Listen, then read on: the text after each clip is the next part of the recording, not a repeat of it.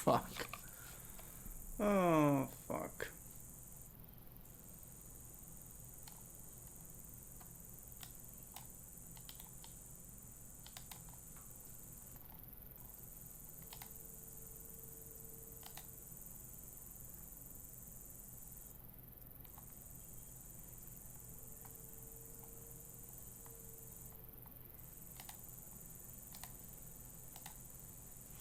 Hold on, I gotta change all the information.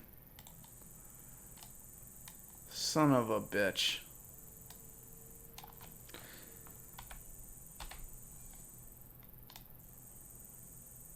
Son of a bitch.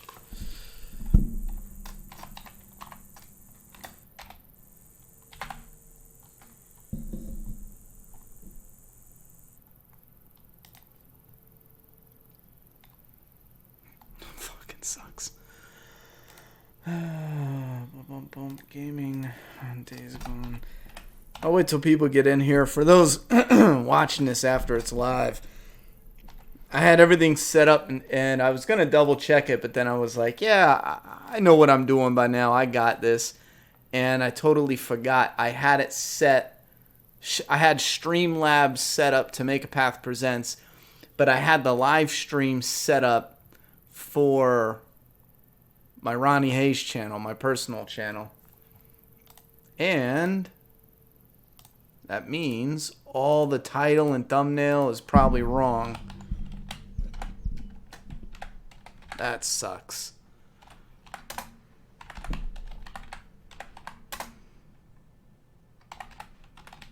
I'm almost done. I just got to change one more thing.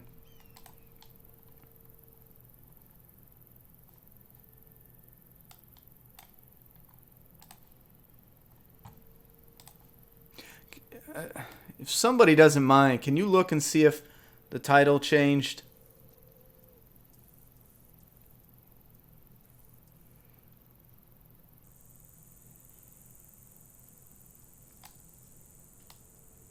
Am I mad about the comics? Do you mean the Walking Dead ones? Is my mic on, first off? Am I mad about the Walking Dead comics? You know, in a weird way, I kind of feel indifferent. I'm always going to have an interest for the Walking Dead, but with what happened with Rick, it just, I don't know, it sucked a lot out of it. A lot of interest, a lot of intrigue. It just took a whole lot away, more than I really expected. Benjamin Scotford with a dono. Did you see the updated the weapon pickup button? I didn't see anything. I haven't touched it. I turned it on and I thought we would dive in together. You know what I mean? All I did was update the game and I pulled up this menu to go into the game. That's all I did. Hold on, I gotta make sure I got the right link. I'm gonna tweet this out and shit, and I have the wrong link up. No, what are you doing? Paste. There we go.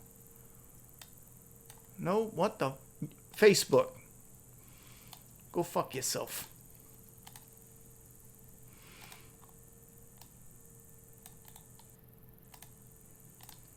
There we go. I guess it's done. At least Twitter and Facebook will have the right link and title. I think YouTube's going to have the wrong one until we're done. Unless it can somehow update while we're playing. I think it does. I think the new YouTube does. A while back it didn't. You had to wait until you were done streaming and it did the updated changes and shit.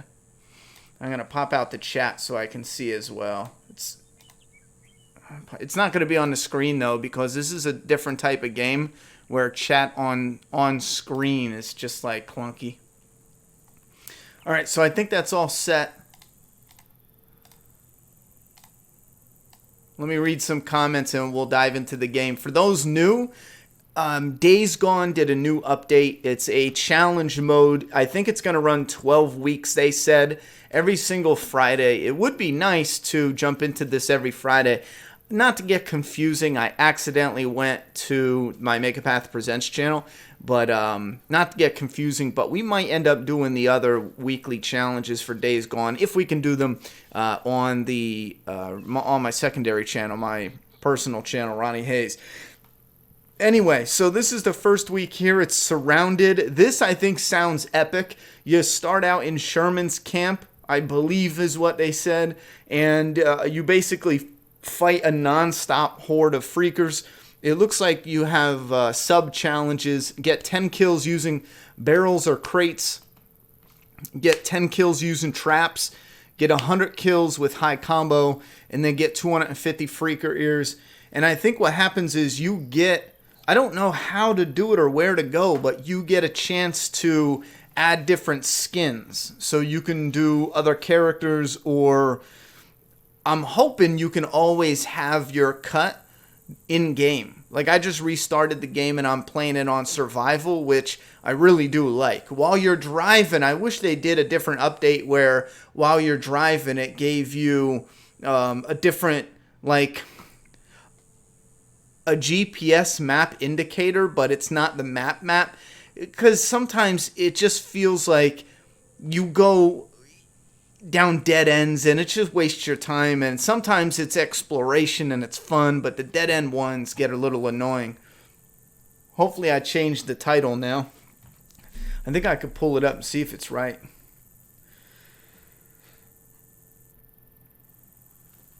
I was either going to do a video talking about the Outsiders book, or I figured we would jump in and do some Days Gone.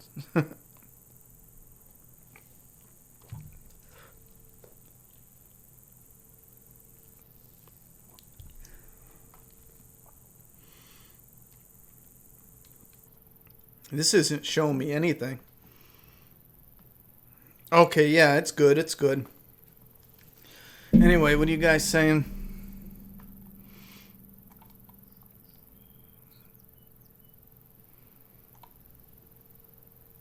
You mean you're done with Days Gone, the game, the actual game story mission? Ah, the title changed. Good, good. Thanks for that.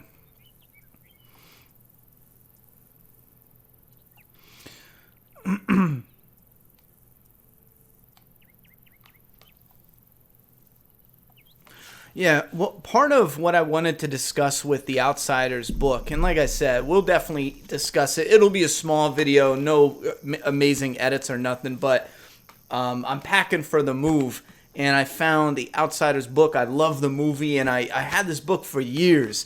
I don't even remember where I got it.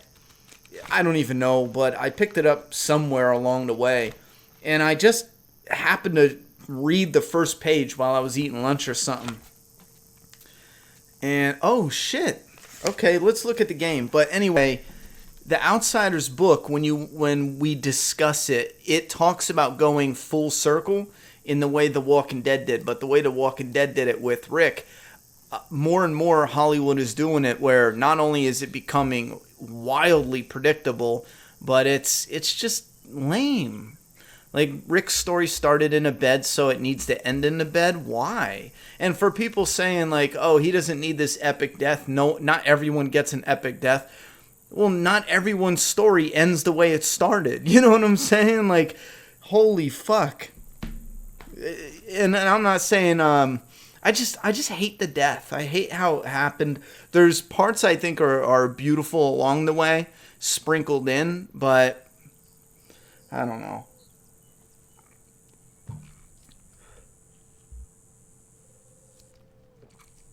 All right, so wait a minute. I can be Boozer?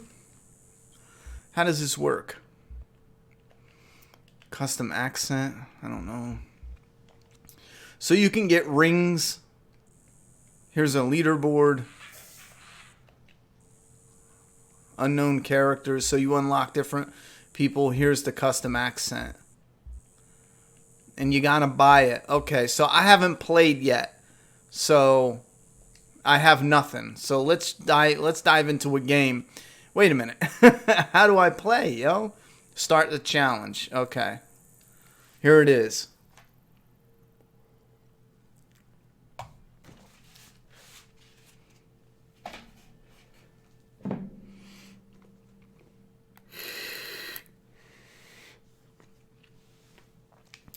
Yeah, Johnny Raincloud, if you guys have some suggestions for the TV Hall of Fame stuff, let it rip.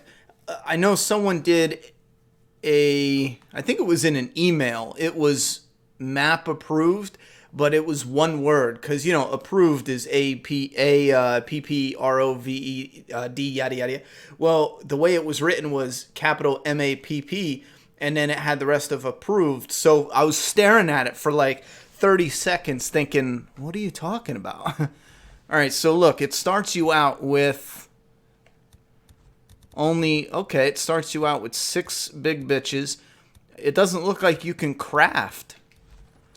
So, can you guys see this? Alright, here's the Horde.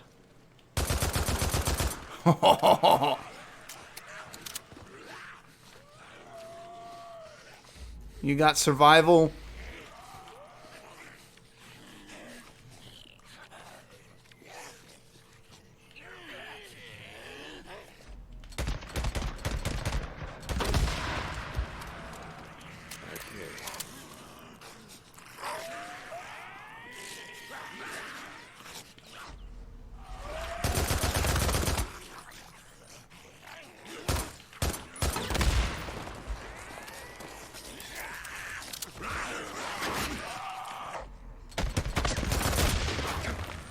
Shit.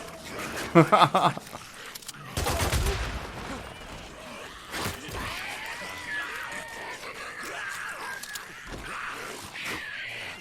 got a juckin'. Oh, shit.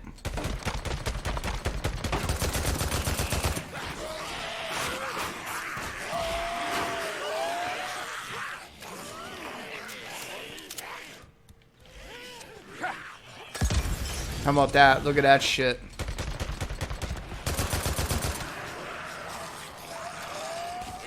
Oh, they're coming from everywhere. They don't fuck around. What else do I got? I have this big boy.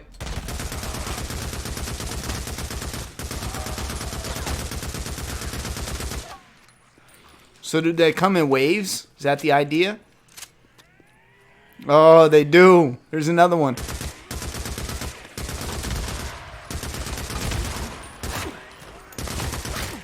God damn. I got an idea. Come on.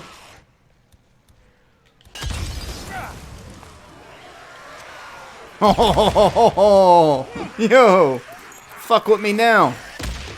Shit. I heard him at last. I gotta reload. Bro, really? Oh, you can't heal? Oh, that's not fair. That ain't right. But I can outsmart you.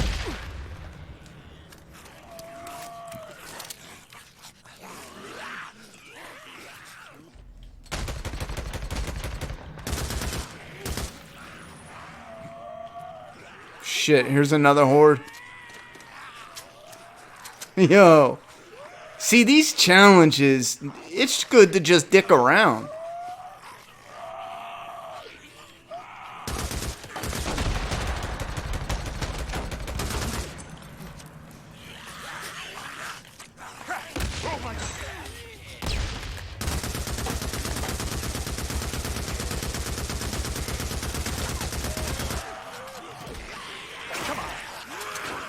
Oh, that's a yikes. What else do I got? Grenades? Oh, that was... No, I picked a grenade, didn't I? I'm stupid. Shit. Oh my god. One more hit and I'm fucking done. I thought I picked a grenade. I was gonna do some slick shit like this.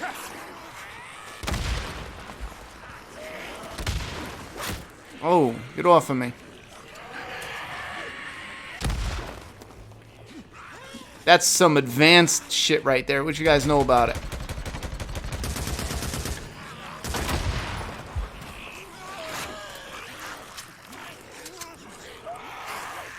I need to find something. They don't have any... Damn, they give you mad shit to fuck around with.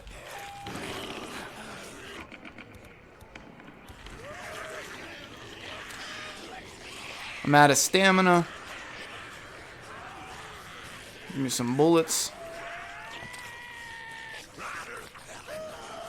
How did you guys get by my shit? Wait a minute, are they bomb? Oh, the remote. I'm dumb. I thought it was proximities. Shit.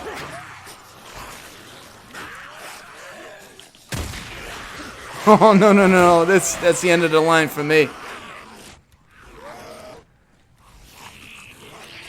Their attention. That guy. Fuck.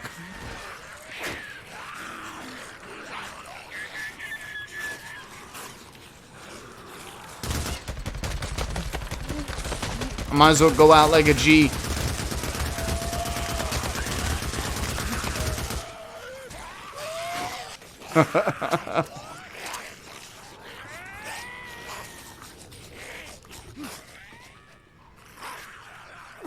Oh, that's not fair.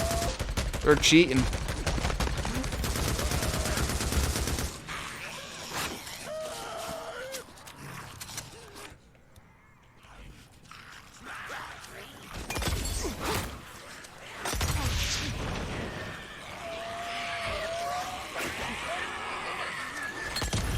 Oh, I fucked myself.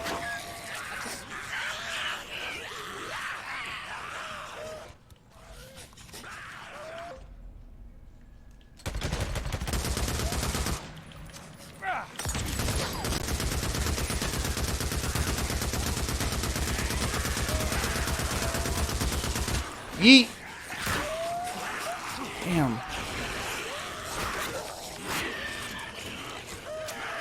I gotta be doing kind of good.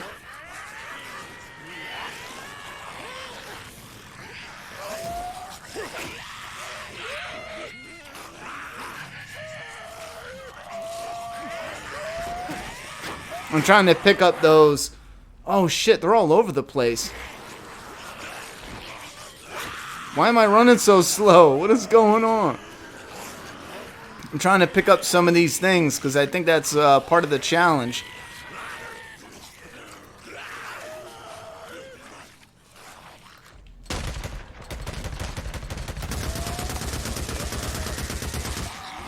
Oh, fuck me.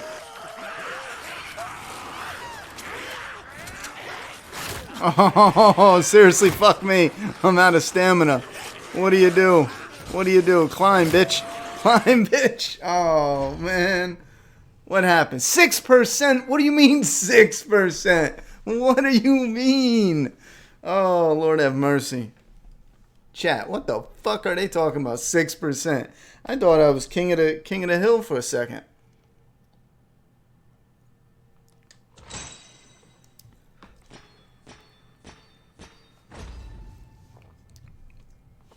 $81 ears. I gotta pay attention to the damn ears, man. I had that one hallway where I murked mad freakers and I didn't go run back and pick up any. Bronze, endure. Alright, so you can retry right from here. So I imagine I keep those patches and shit. That's cool. They're doing a little something. Let me move this so I can see what's up. Oh, alright.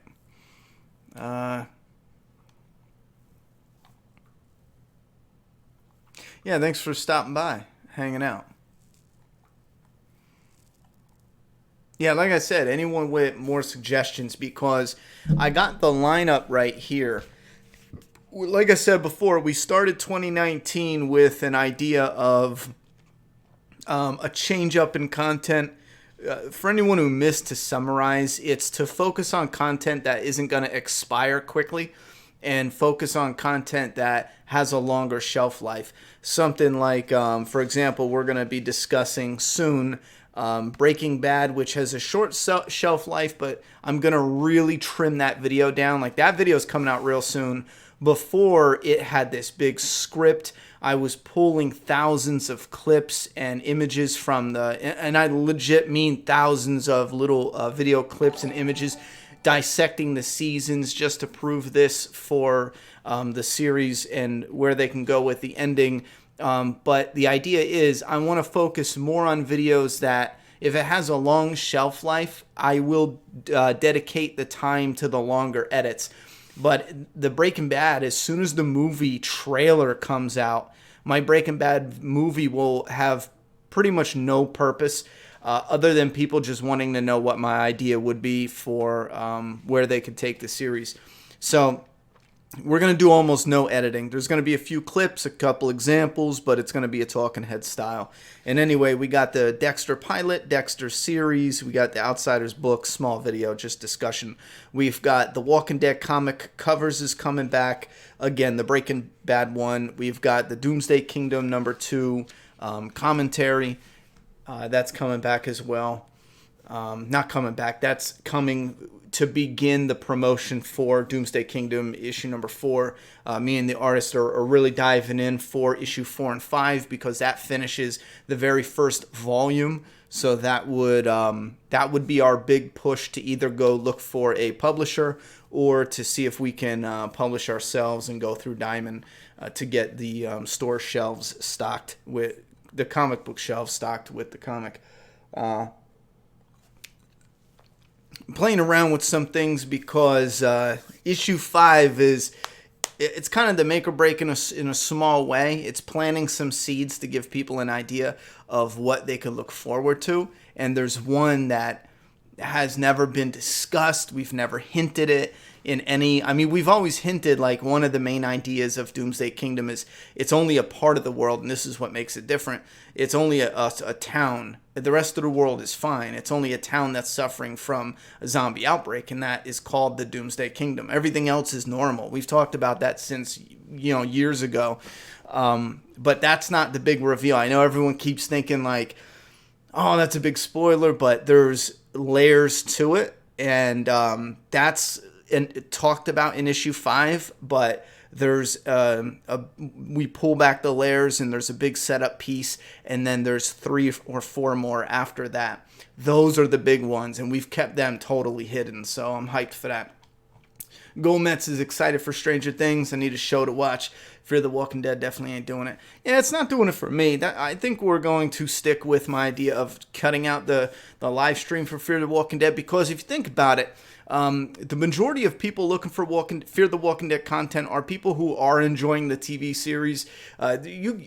Despite what you hear on the internet, you don't have massive groups of people searching for something they don't like to talk about it. So it's just not fair. So I'm just going to make it a quick little zip because I just simply am not enjoying it. I just answered a comment today that I thought was just ridiculous. And we get it all the time. For anything that you don't like, people are like, oh, you just want to hate it. You're just trying to hate it. And I'm sorry, but that's just such a stupid and that's not even logical. First off, this channel would benefit if I did like it, because then we can zone in on that part of the fan base that connects directly to what we've all been talking about for years. And if I was that type of person, this channel would benefit even more if I just faked it and fucking pretended like I liked it, or focused on all the little parts that I do like and not really mention some. But I'm just not that type of person. I can't be. I know YouTube is set that way where it's easier for people to succeed and grow and do things faster by making those tweaks in your delivery. And we've seen this, in bigger channels and review channels, people that get exclusive interviews or exclusive content to the people who make video games or movies. We see it all the time.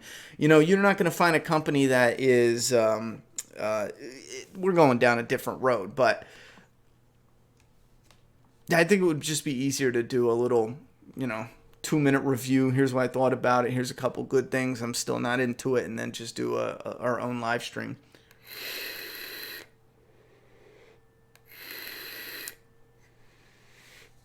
But yeah, I'm real hyped for Stranger Things. I know content so far, before it was going to be a 6-month break for the channel while we relocated, but content is going to dip between now and, well, it's been dipping for 2 weeks now, but it's going to pick up at the end of July, and that's going to be done. We'll be in the new place, we'll have the internet connected, and then we'll be on our new video schedule. But July is going to be hit or miss, but I definitely will get Stranger Things. We talk about it every year. I'll definitely get that done.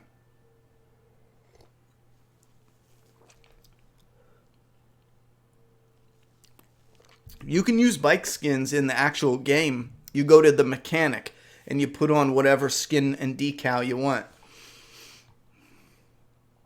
We don't do the move yet. The actual move.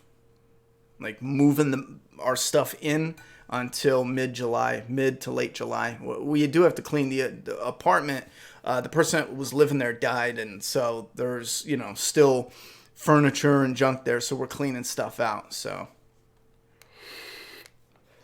I haven't seen the terror yet.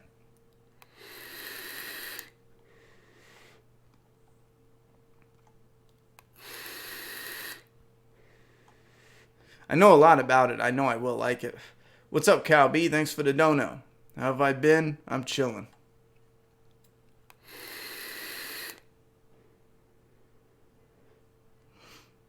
Yeah, graffiti. As far as a dog's perspective, I know people would like that, but I wouldn't care. It's just a camera angle a few feet off the ground, and they'd probably do some type of wobble with it. If done right, it could probably work. If not done right, it could probably come off as a little silly. My whole thing is, if I was either a viewer or someone on the creative team, what would the point of that be? You don't want to just have a POV of a dog unless it actually has to do with something there. Like Cat's Eye, for example, has a POV of the cat, but the cat is important and integral to that part of the story. You know what I mean? And a protector, and the cat's traveling, so it connects to it. So you would have to incorporate it, and then my whole argument would be, well, what's the point? You know what I'm saying? It's a dog. Let's focus on the people, have the dog as a side character, how it should be.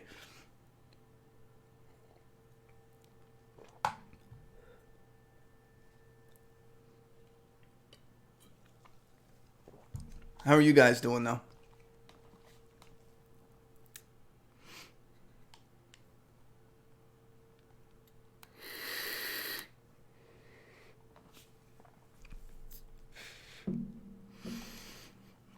Yeah, Raining Glass. I played this game a lot because I like it, simply put. Plague's Tale, I'm not interested in that. I might check it out when it hits like the $20 price point or something, but again, I'm just not interested. I was when I first heard about it and saw a couple glimpses, but then when I watched, I don't know, maybe a half an hour of gameplay, all I saw was people sneaking around, hiding from rats, and I'm just not into that. I need the game to be more interactive. I just can't play. I've tried with tons of games.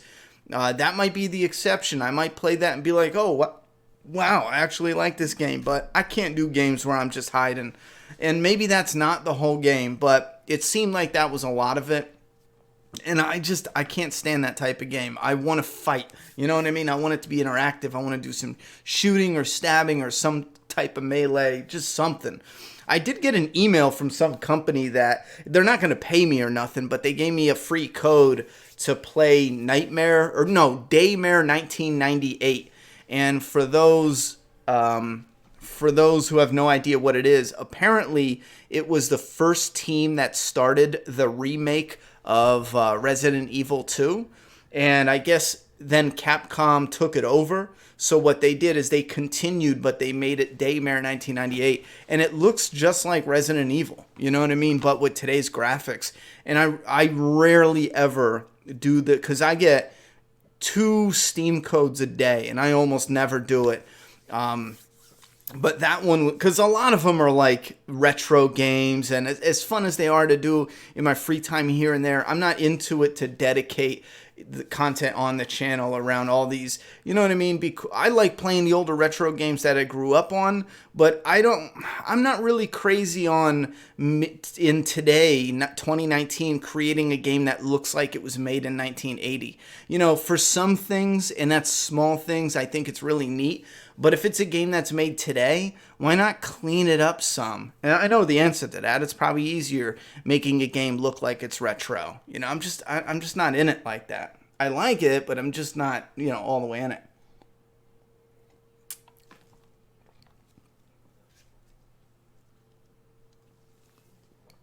All right, I'm trying to. If you guys have something to say to me, either use the super chat or at Make a Path Presents. It'll highlight it. That way I can go back and forth easily, because some people want to see the game. There's a game. I didn't know there was a Stranger Things game. I guarantee it sucks. If I haven't heard about a Stranger Things game by now, I guarantee it's terrible. Or they've failed on not hyping it, because that is fucking terrible that it's not hyped. That'll do it.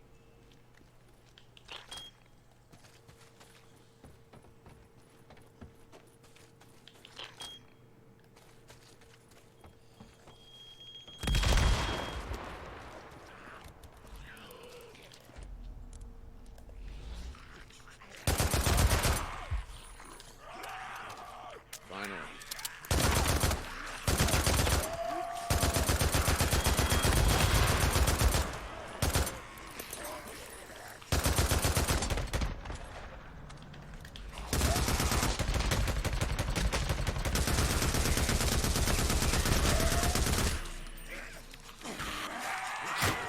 Whoa, what was that?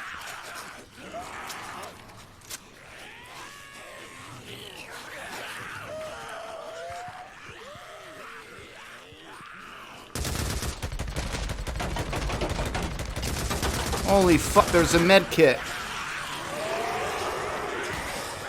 I had to go for it.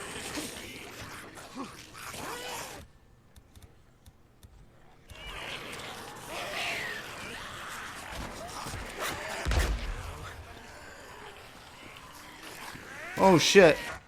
I fucked up.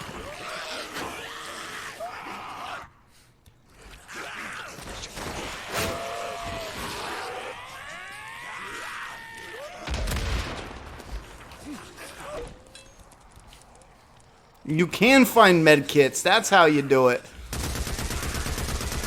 Come on, come on, come on.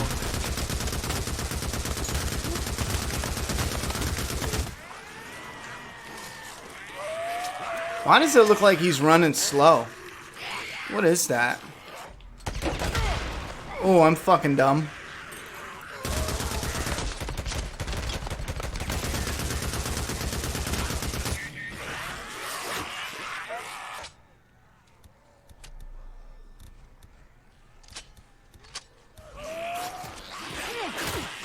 No, go, go. Oh my god, I don't have any fucking stamina.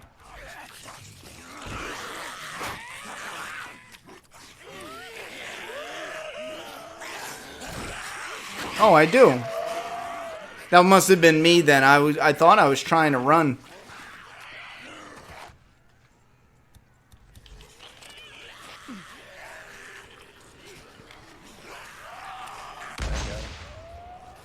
Oh shit. Oh shit. That sound, man.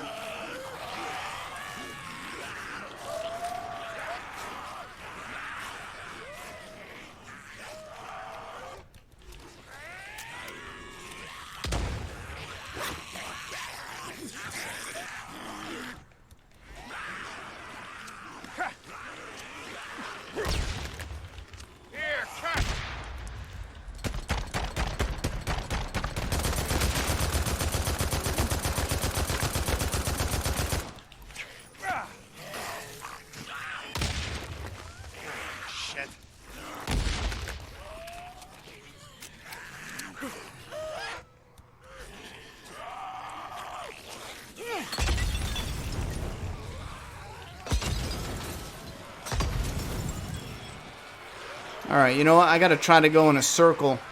Pick up my ears. Another bounty. What's those beeping things? Oh, there's no map? Fuck me. Oh, fuck me for real.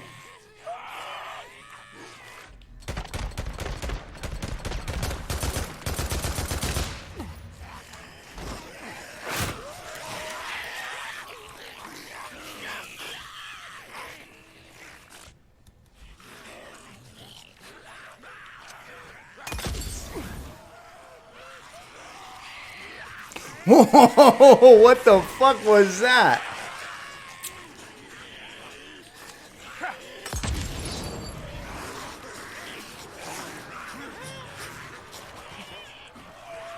Oh, I'm so scared going in houses cause you're gonna get yourself jammed up like this. Fuck me, I'm done. I'm dumb. I'm so stupid. Get going, brother. Oh my God, see what I mean? Talk about yeeted like a motherfucker.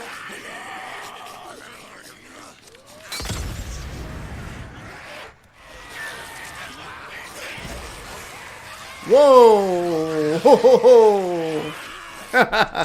Yeah.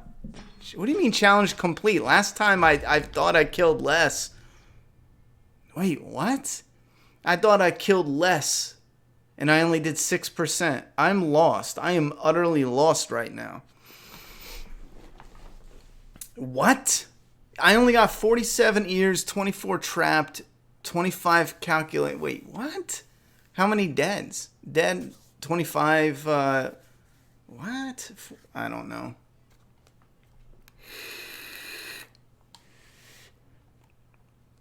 My ideal opening theme is pumped up kicks. Just scared the media will get triggered. What are you talking about? Writing a pilot script right now. Hopefully AMC will pick it up. It's a mix of Breaking Bad and John Wick with elements of The Walking Dead. I don't want to burst your bubble, but don't put pumped up kicks in the script. I'll just hit you hard with the cold hard facts right now. Don't do it. A number of reasons. One, that's not your job. And maybe you're just saying, like, I don't mean to come off as like I'm telling you what to do, but just as a friendly tip, leave it out of there. That's not how scripts are written. That's not what you put in a script. B, that's not at all what they are interested in reading. They just want the story and that's it. And C, if they can't afford it and they feel like you're a writer who is going to be all up in their shit about doing what is on the page to a T, they're probably just not even going to want to work with you. But you said your ideal opening, so maybe you're not going to put it in the script, but in case you were thinking about it, don't.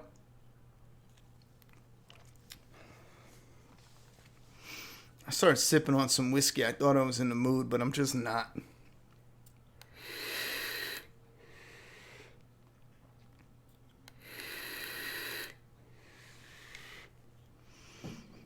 I'd have to look at the game, the Stranger Things game, to see if I'd be interested in covering it. It'd have to be good. Stranger Things I think it's starting to churn out merch that is not that good, you know? Like they churned out a Stranger Things comic. They had one of them come out. Now there's a second one come out. And I felt like it was so boring, just so dull. Which sucks because it had such an interesting premise. It was what happened to Will while he was in the Upside Down. It was like, oh shit, you know? We can follow him through this scary, creepy journey. And I felt like they really dropped the ball on it. It wasn't that interesting. It felt like it was just their first thoughts put down on paper.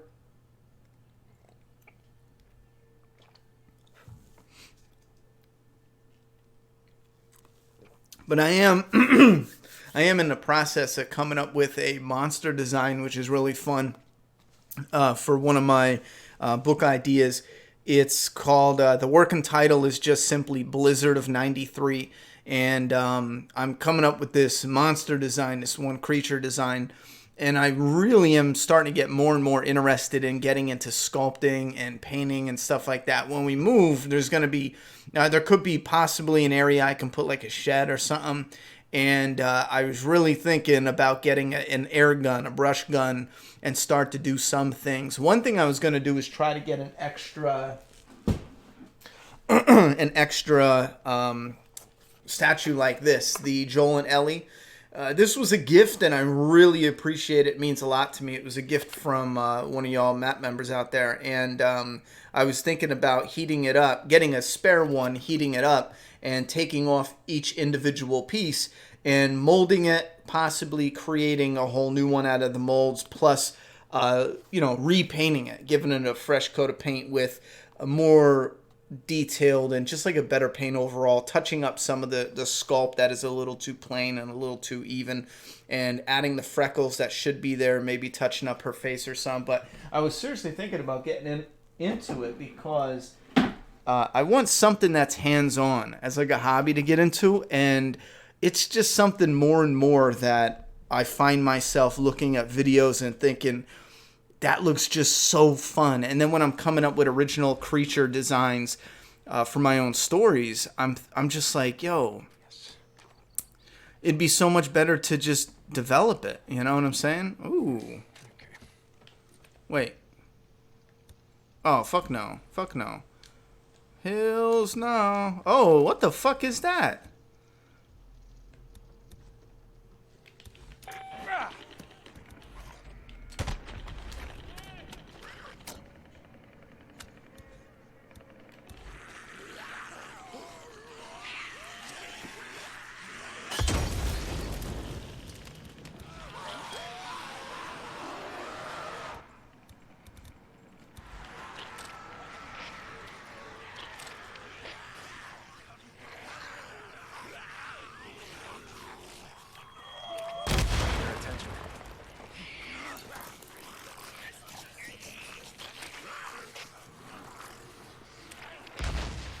Fuck.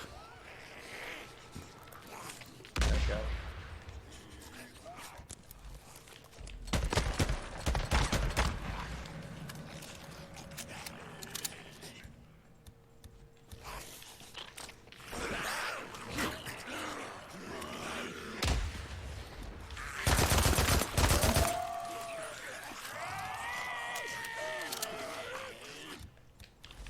Some of this.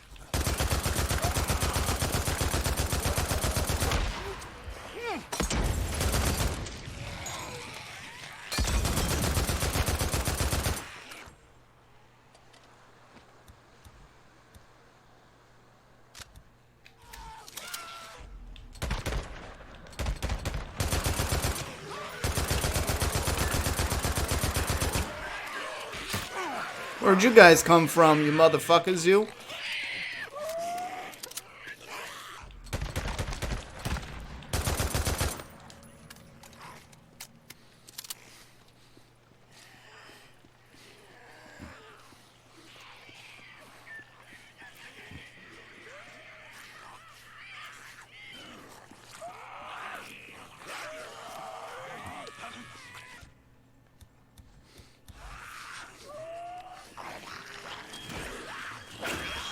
Ah, fuck me. I knew it. I always try that shit too soon. How do you feel about doing top 10 videos, like the 10 best games of all time? For something that we end up doing once in a while, that's been on the list for a long time to do. One trap I don't want to get into is I don't want to do a top. I don't want the channel to turn into top 10, top 5. It's too cheap, easy, and generic. Though, you know, and I don't want to put someone on blast, but I do know someone who's involved, and this is a few years ago, and hearing how it's done is so ridiculous. There's a number of things you can do on YouTube that is just generic, and I just don't want to do that. I just don't like it. Because, first off, here's how you do it. You go on Google and you search it up and you pull other people's work. If you want to go on Google, search up, like, 10 rare, unique, post-apocalyptic cities, you're just pulling someone else's article. It's usually a written article with pictures.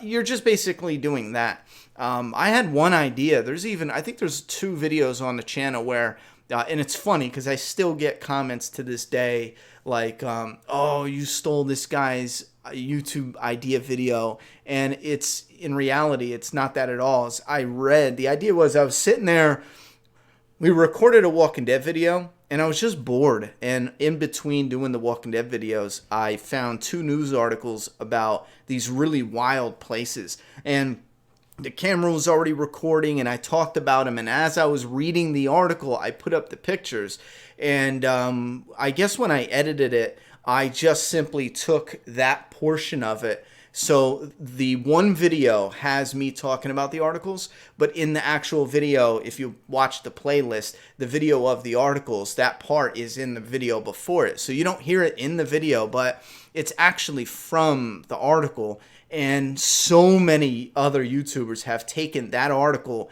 and pretended like it was theirs. And I still get people to this day saying, like, And what's funny is I did the video like 4 years ago, and someone will put it up like this month, and people be like, "Oh, you stole that," and it's like, bro, my video's been up for 4 years, and it's not even mine. It was an article. Everyone on YouTube is stealing it from the articles. That's how this shit is done. Same thing with what was the guy who got caught doing that? He does all these kind of. He's got like he's bald head, really big fucking white teeth or something. Matt Santorio, is that it? That's all he was doing too. He was just stealing other people's articles that actually did the work. I mean, not everyone, even articles rip off other articles. That's just commonplace for over a decade now on the internet. People would just take other articles, switch things around, and act like it's their own shit. But they're just regurgitating what someone else did on YouTube. In between top 10 lists, and that's one thing why it took me so long to finally get around doing like Walking Dead best episodes, because I don't want to go on Google and search up what's the best ones that fans liked or what's the best rated. I want to sit down and watch them and tell you guys which ones are actually my favorite in a top-down list, and that takes time because you have to watch them and then specifically rank them versus other ones. And that takes a good amount of time. There's so many episodes out. And if you're doing it to actually do it like that, you might spend a whole month on a number of best lists for just The Walking Dead. And that just has to do with watching them. And then you have to script the videos and then edit them. But like I said, now that we're getting into those types of videos, you'll see a few of those. But I don't want it to turn into, top 5 every week. Because all you're doing is just Googling it and ripping people off. That's basically it. But if someone wanted to do that for money on YouTube, you could do it right now. You'll probably grow faster than my channel and make more money. I mean, that's just the way YouTube is set up. Unless you get caught doing it.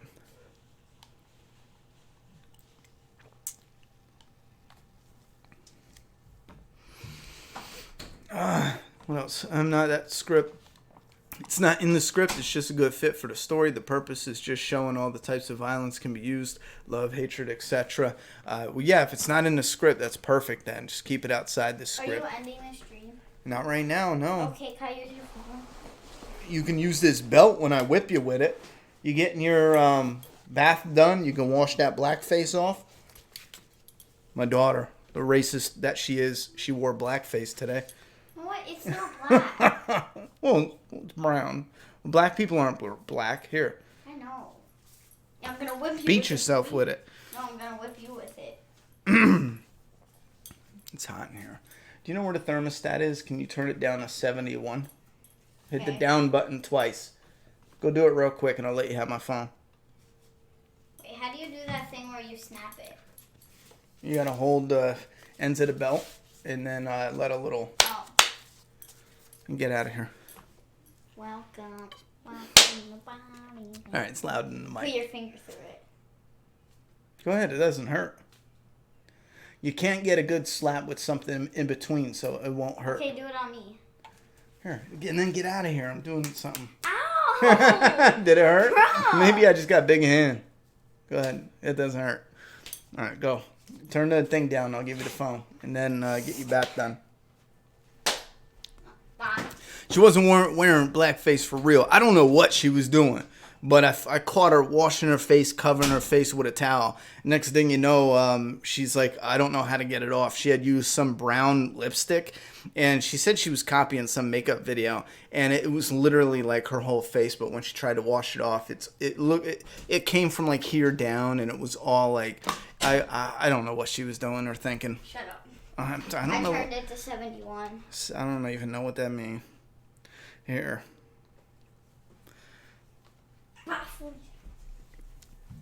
Did you turn the temp down? Yeah. Thank you. How do you feel about doing top 10?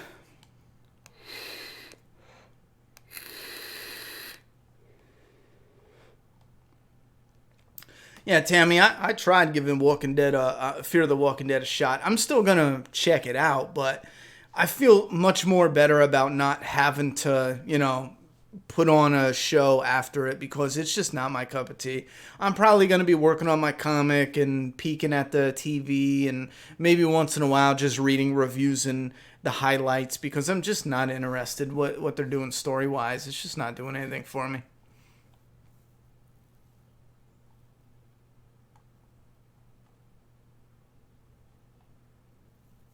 No, Fear's not on tonight.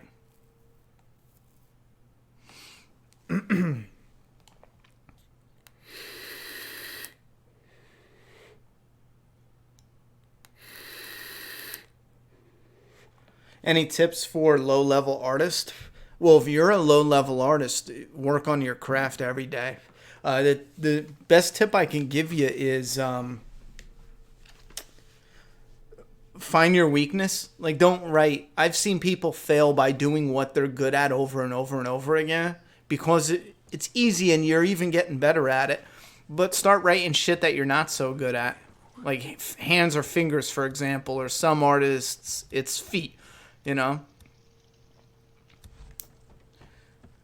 And that has a purpose in it. It's not just like, well, how often am I going to draw feet? Because really, you don't draw feet all too often.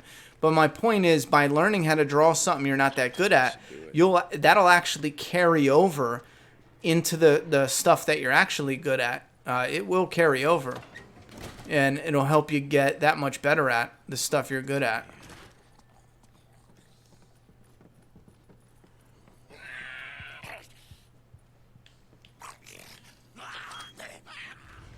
Oh shit.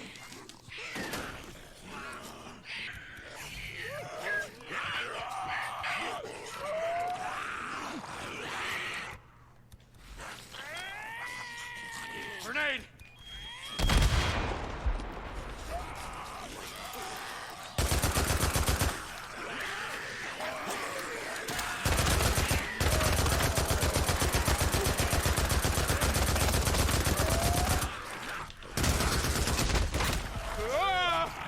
Oh shit. I didn't mean that.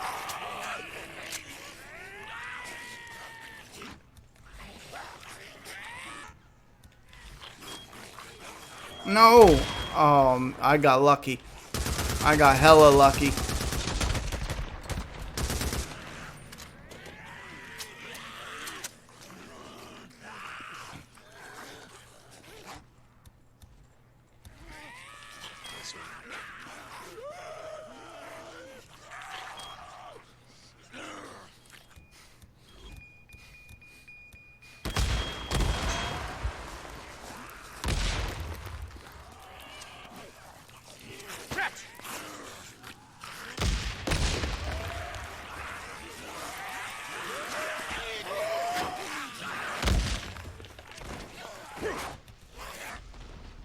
Shit. Oh, fuck me.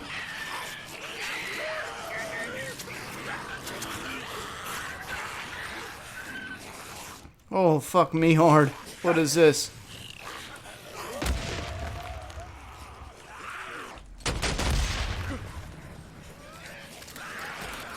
Why does it feel like you get up and run slower?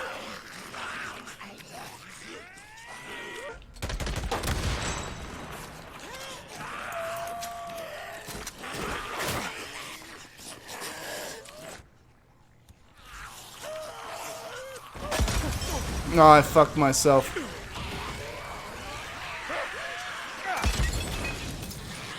Oh, I fucked myself twice.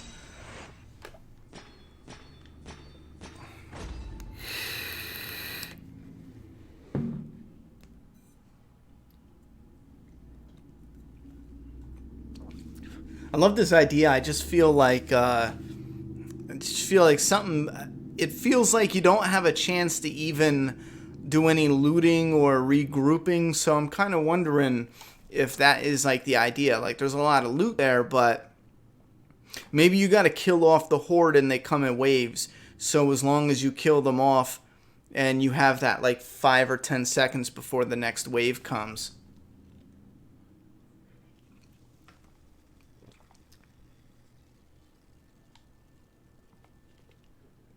I got a lot of behind the scenes stuff done for Doomsday Kingdom. There's some stuff that's tricky though, because a lot of it is done digitally, you know, so it's kind of like, how do we go over that? That's one thing I've been struggling with, especially for doing a video showing the process. It's tricky because you initially come with the idea, and then you got to do the script. So we can show that idea, script, and then we'd kick it over to the artist, and you would have the artist do the the writer artist would do the panel layouts. I tend to do the panel layout when I'm writing it, scripting it. However, we leave it flexible enough to where a lot of it, when need be, is kind of like, well, it's small panel, medium, but it's flexible. So that way, if the artist has ideas, he can play with it. And that keeps his art flexible, because you don't want to restrict the artist. Unless you have a specific, like this needs to be a full page reveal. So you do the panels and yada, yada, yada. And then the artist does like this rough sketch, and then you approve it. And then he goes in and does the initial raw, which is just basically a pencil. And then you have the inking stage, and then you got the flattener. I almost forgot flattener. You got the coloring. And again, the artist will be able to do a better description of the processes, all the finer details that runs throughout those. And then when it comes to that, then you got to format it to the whatever company, whatever printer is printing it for you. Printers have a different type of format, so you got to format it for that printer. And then obviously they'll send you a sample. You clear the sample. That's when we can get into some more stuff where we can actually show. A lot of it too is slower and throughout. The artist does live streams showing the coloring process and stuff, so you can see how time consuming and what's all involved in that. But then once you get the sample back, then you have to go ahead and order your bulk. And there's a couple ways to do that. The method we're going to do now is it's going to be a set and stop method, and not a set and stock. I don't even know if there is like official terminology for that. Set and stock is initially to set your print run, how many people you think is going to buy it, and then you stock it. So you set it, let's say 3,000 copies, and then you stock it. You have the printer print all 3,000, and then you stock it in your house. And that's what we did for issue number 1, which quickly we realized that is not going to work, because the printer sent only 550 copies in one shot. And it was like 9 boxes. I had to carry it up to the 3rd floor. So quickly we went to we started figuring out how to go to a different method, which we're going to use in issue 4 and 5. We're going to set a print run number, so that way we can still have first prints and second prints, and they can still have their rarity and how many we print.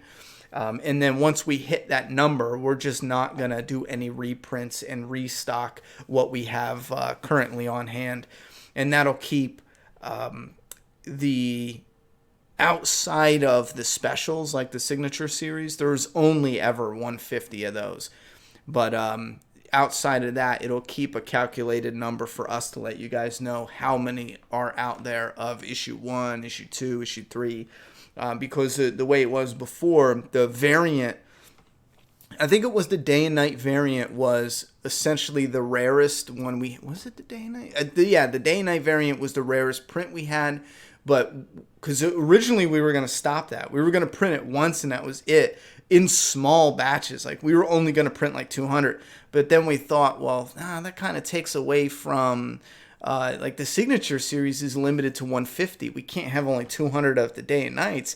That would be extremely limited. So then we opened it up, and I think we set it at like 2,000 or something. So when we hit 2,000 sales of the day and night variants, we're done all the way. I have to look at my papers. I don't know if it's 2,000 exact, but I know we talked about it.